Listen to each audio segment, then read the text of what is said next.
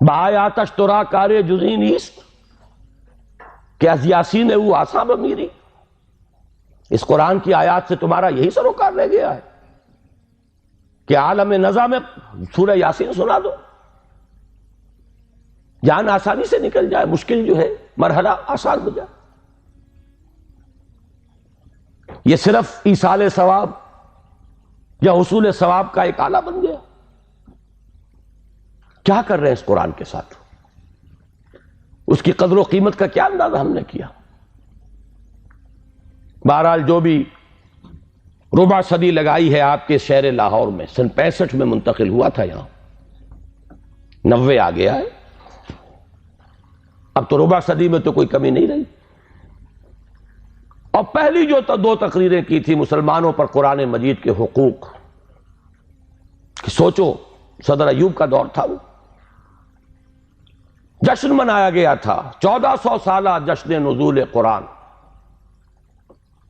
اور وہ بھی اصل میں ایک بڑی یوں سمجھیے کہ ہوشیاری کا کام تھا.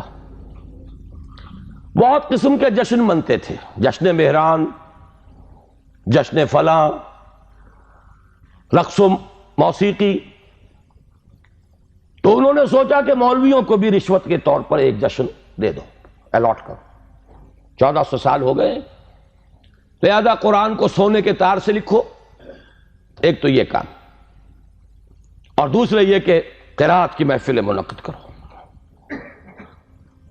یہ جشن تھا. اس کے حوالے سے میں نے بات کی تھی کہ ہوش میں آؤ، قرآن اس لیے نازل نہیں ہوا. جب یہ موعظہ تھا، جب یہ شفاء لما فی الصدور تھا، جب یہ ھدی للناس تھا، جبکہ یہ موجب رحمت تھا، پورا قرآن بھی لوگوں کے پاس نہیں تھا. کہیں پرزوں پہ لکھی ہوئی صورتیں، کہیں اونٹ کے شانے کی ہڈی پر سکیپولا پر لکھی ہوئی کوئی صورت، شاذ کسی کو کاغذ دستیاب ہوتا تھا. کہیں مابین الدفتین تو قرآن تھا ہی نہیں. وہ تو حضرت ابوبکر نے کیا ہے، حضور کے زمانے میں تو نہیں تھا. سینوں میں جمع ہو گیا تھا. سونے کے تار سے کیا سوال، تانبے کے تار سے لکھا ہوا بھی نہیں تھا، کاغذ پر چھپا ہوا تھا ہی نہیں. لیکن قرآن تھا، سینوں میں تھا. بل هو آیات بینات فی صدور الذین اوتوا العلم، سینوں میں تھا. اس قرآن نے انقلاب برپا کیا. آج ہم 1,000 روپے کا نسخہ جو ہے خرید کر بچیوں کو جہیز میں دیتے، لیکن یہ کہ وہ قرآن حقیقت میں نہیں ہے. لا یبقى من الاسلام الا اسمہ ولا یبقى من القرآن الا رسمہ. رسم الخط ہے. تو دوڑ پیچھے کی طرف ہے گردش ایام تو، ضرورت ہے لوٹنے کی قرآن کی طرف. اس لوٹنے کے لیے اپنی جگہ پر خود بھی آدمی طے کرے جو کمی ہے. اگر قرآن مجید آپ نے نازلہ بھی نہیں پڑھا ہے تو شرمائیے نہیں، اس کمی کی تلافی اب کیجئے. اور میں کہا کرتا ہوں کہ حضور کی بسم اللہ ہوئی تھی 40 برس کی عمر میں،